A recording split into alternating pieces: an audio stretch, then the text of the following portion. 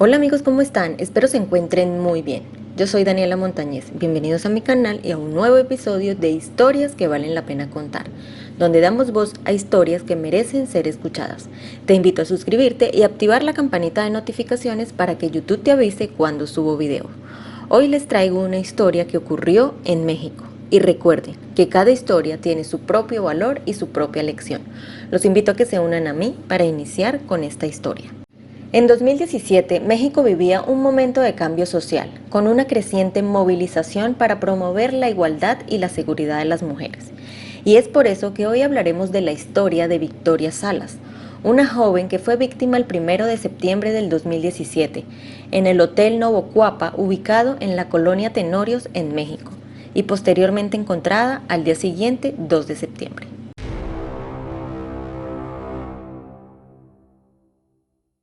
Victoria Pamela Salas Martínez nació el 31 de agosto en México. Tenía 23 años de edad. Era la segunda hija de Consuelo Salas y Salvador San Pedro. Aunque Salvador era el padrastro tanto de Victoria como de su hermana mayor, su relación era cercana y llena de cariño. Victoria creció en un hogar humilde y honesto, rodeada de su familia. Vivía con sus padres, hermana y su querida abuela materna. A pesar de sus sueños, Victoria tuvo que dejar la escuela secundaria para trabajar como operadora de telemarketing y así ayudar a su familia con los gastos cotidianos. Su familia la describe como una joven alegre y sociable, siempre lista para disfrutar de fiestas y eventos sociales. Victoria era el alma de cualquier reunión, conocida por su risa contagiosa. En 2015, su vida dio un giro inesperado cuando conoció a Mario Sáenz en un evento de patinaje. Con 29 años y ya padre de un niño de 10 años, Mario era uno de los patinadores de skate más famosos de la Ciudad de México. Aunque al principio su relación no era formal y se veían esporádicamente, pronto comenzaron a compartir más momentos juntos. Sin embargo, su relación no estuvo exenta de altibajos, ya que frecuentemente discutían por diversas razones. Afortunadamente, en enero del 2017, las cosas comenzaron a cambiar para mejor. Victoria y Mario decidieron formalizar su relación, lo que marcó el inicio de una nueva etapa llena de esperanza y sueños compartidos.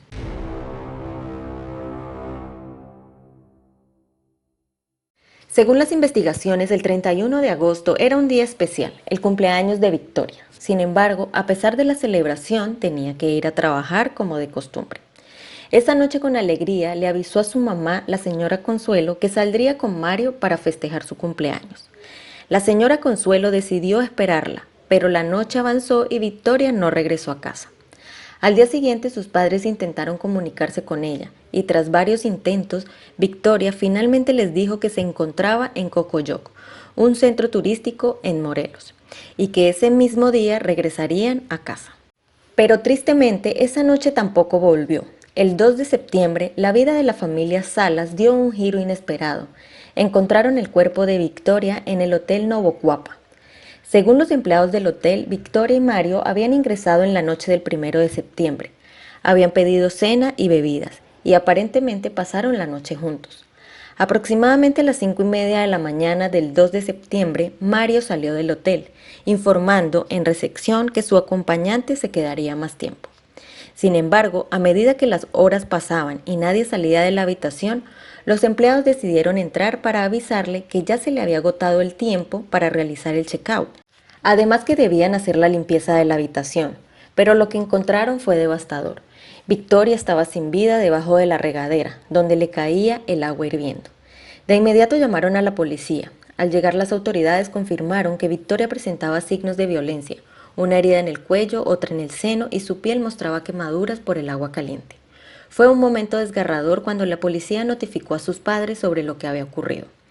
La autopsia más tarde revelaría que la causa de su deceso había sido por las heridas en el cuello. Un día que debía haber sido de celebración se convirtió en una pesadilla, dejando a su familia sumida en el dolor y la confusión. La investigación se inició de inmediato y el principal sospechoso era Mario, quien asistió al velorio de Victoria el 3 de septiembre, donde las tensiones alcanzaron su punto máximo. Los familiares y amigos de Victoria lo acusaban abiertamente y él, en un arranque de violencia, no supo cómo manejar la presión. A pesar de que no había una orden de captura formal en su contra, las autoridades lo detuvieron por desacato. Después de varias horas en custodia, Mario fue liberado. Sin embargo, días después se emitió la orden de captura, pero para ese entonces Mario había huido de México y se convirtió en un prófugo de la justicia. Nadie sabía su paradero, ni siquiera sus propios familiares. Ante esta situación, las autoridades emitieron una ficha roja de la Interpol, pero durante meses su rastro se perdió. Hasta que a principios del año 2019, Mario apareció sorpresivamente en un canal de YouTube, donde dio su versión de los hechos ocurridos el 1 de septiembre. Según sus declaraciones, había dejado a Victoria en una parada de autobús a las 8:15 de la noche, porque ella se había quedado de ver con Arlette Soto y Fernando Fregoso, quienes son esposos. Arlette había sido empleada de Mario y había hecho amistad con Victoria. Mario afirmó que tras dejarla en la parada regresó a su apartamento, el cual había sido afectado por una inundación. Allí pasó tiempo con su hijo y un amigo, y después de limpiar el desorden decidieron ir a comer tacos como recompensa. Sin embargo, su plan se complicó cuando en el camino cayó en un bache y se le dañaron los cauchos o llantas, como le dicen en otros países. Y a las 11 de la noche, después de este percance, Mario se presentó en el Ministerio Público para reportar el daño a su carro. Este reporte, según él, se convertiría en su coartada, ayudándolo a desvincularse de lo que había sucedido ese día. Pero después de que se publicara el video, Mario emitió un comunicado anunciando su intención de entregarse a las autoridades. Finalmente, en abril del 2019, lo hizo, insistiendo en su inocencia. Sin embargo, se le dictó prisión preventiva en el reclusorio Varonil Sur, mientras se esperaba su juicio.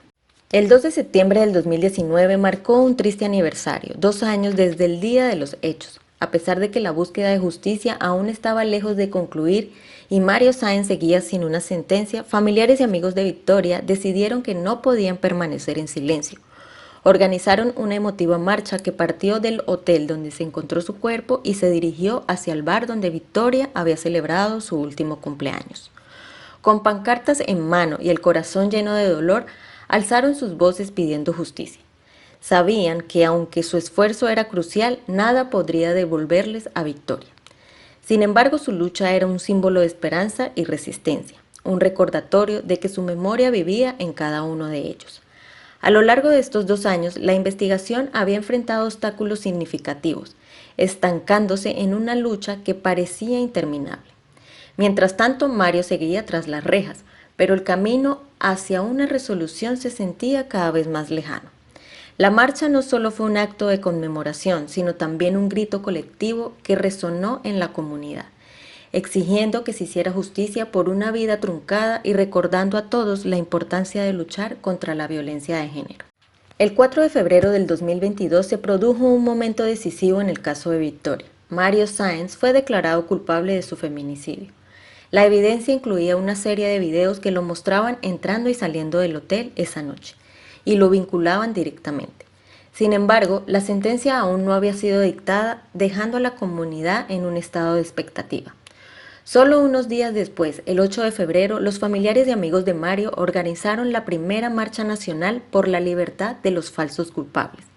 Partieron desde el emblemático Ángel de la Independencia hasta el Senado de la República, clamando que Mario era inocente. Finalmente, en abril del 2022, la sentencia llegó. Mario Sáenz fue condenado a 45 años de prisión y se le ordenó pagar 485,000 pesos mexicanos, aproximadamente 22,000 euros, como reparación del daño, además de cubrir los gastos funerarios de Victoria. Esta decisión desató una ola de reacciones en las redes sociales, donde una plataforma que aboga por la libertad de Mario argumentaba que un inocente había sido sentenciado, mientras el verdadero culpable seguía libre. La madre de Victoria, la señora Consuelo, no se quedó callada. En una conmovedora declaración afirmó que aunque había un culpable y una sentencia, eso no le devolvería a su hija. Sin embargo, enfatizó que la justicia era necesaria, no solo para su familia, sino para todas las mujeres que habían sufrido violencia.